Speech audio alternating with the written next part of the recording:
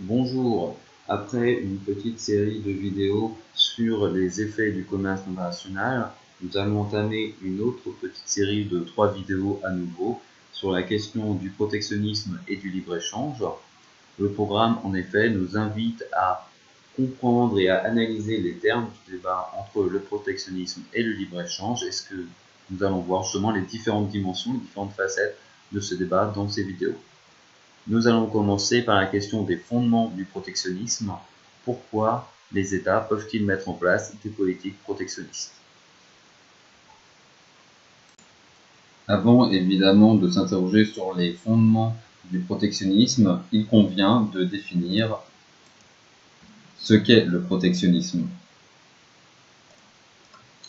Le protectionnisme est la doctrine selon laquelle il faut protéger les entreprises nationales de la concurrence étrangère. Je répète, le protectionnisme est la doctrine selon laquelle il faut protéger les entreprises nationales de la concurrence étrangère. Cette doctrine protectionniste s'oppose au libre-échange, qu'on va définir du coup à son tour. Le libre-échange est la doctrine selon laquelle il faut supprimer les barrières au commerce international. Je répète, le libre-échange est la doctrine selon laquelle il faut supprimer les barrières au commerce international. Donc voilà, deux doctrines bien opposées. D'un côté, le libre-échange selon lequel il faut supprimer toutes les barrières possibles au commerce international de façon à ce qu'il n'y ait quasiment aucune distinction possible entre le commerce à l'intérieur d'un pays et entre deux pays. Ça, c'est le libre-échange.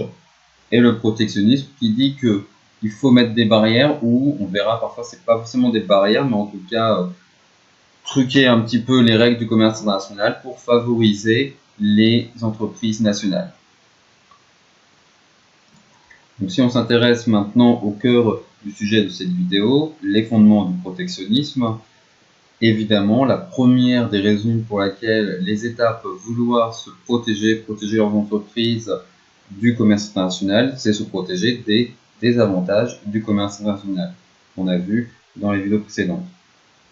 Donc on peut par exemple citer le fait que, comme on l'a dit, le commerce international est défavorable aux travailleurs et travailleuses peu qualifiés dans les pays développés à cause de la concurrence de la main-d'œuvre des pays émergents. Dans cette perspective, le protectionnisme peut avoir pour but de protéger des emplois, notamment donc les emplois peu qualifiés. Il peut aussi s'agir de protéger l'indépendance et la souveraineté du pays. On l'a dit, le commerce international peut en quelque sorte rendre les États dépendants de la production d'autres pays, car justement tout n'est pas entièrement réalisé sur leur territoire, mais est réalisé à l'étranger. Donc pour éviter que certains secteurs au moins qui sont considérés comme importants, que ce soit l'énergie, l'alimentation et éventuellement d'autres secteurs, soient produits à l'étranger, on peut mettre en place des politiques protectionnistes pour assurer que ces productions restent sur le territoire national.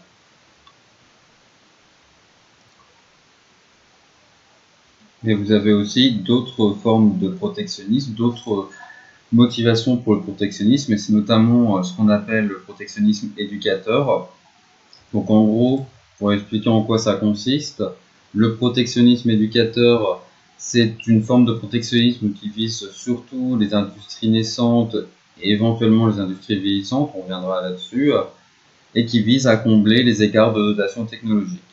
Si j'essaye de développer et d'expliquer un peu plus, on a dit que ce qui pouvait expliquer que certains États se lancent dans le commerce international et se spécialisent dans un type de production, c'est qu'ils ont justement une dotation technologique plus favorable, ils ont plus d'expérience dans la production d'un produit, ils ont développé des méthodes de production, des technologies plus efficaces, et donc ils ont un avantage par rapport aux autres États et à leurs entreprises concurrentes.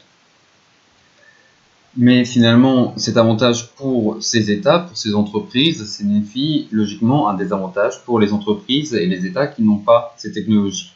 Et cet écart peut être assez important pour notamment les États, les pays en développement et les entreprises de ces pays. Donc pour justement éviter de se retrouver dans le cadre du commerce international en concurrence avec des entreprises des pays développés qui ont accès à des technologies plus performantes, qui ont des méthodes de production plus efficaces, on peut mettre en place un protectionnisme éducateur qui donc va viser à protéger les industries naissantes dans le pays, les industries qui ne sont pas encore bien développées, pas assez bien expérimentées dans le pays. Et donc, on les protège de la concurrence internationale, le temps que justement elles gagnent en expérience, elles développent des méthodes de production plus efficaces, elles acquièrent des technologies plus efficaces et qu'ensuite elles soient capables de faire face à la concurrence extérieure. Donc là, on voit bien que c'est un protectionnisme temporaire. C'est juste donner un peu de temps aux entreprises du pays pour devenir assez compétitives pour faire face à la concurrence internationale. Ça peut aussi s'appliquer pour des industries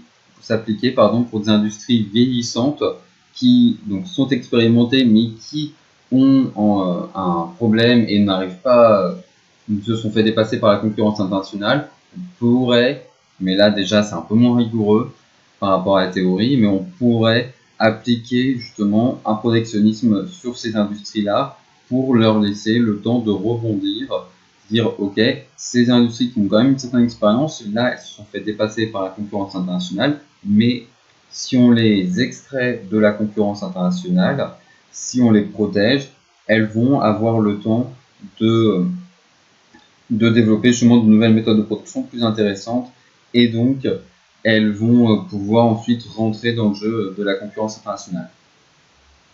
Donc voilà, il faut bien comprendre en tout cas que l'on parle des industries naissantes ou vieillissantes. Il s'agit en tout cas, dans le cadre du protectionnisme éducateur, d'un protectionnisme temporaire. Le but c'est d'extraire, de protéger ces entreprises temporairement, mais pas de fausser les règles de la concurrence et du commerce international de façon durable.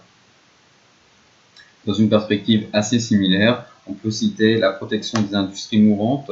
Donc là, il s'agit d'industries dont on sait qu'elles vont disparaître, qu'elles ne sont plus compétitives, assez compétitives à terme et qu'elles ne pourront pas le redevenir. Mais on veut atténuer les conséquences économiques et sociales. Et donc, pour justement diluer ces conséquences en termes, par exemple, de faillite, de hausse du chômage, etc., dans le temps, on peut les protéger pour que, justement, au lieu d'avoir tout d'un coup, ça soit réparti plus progressivement dans le temps.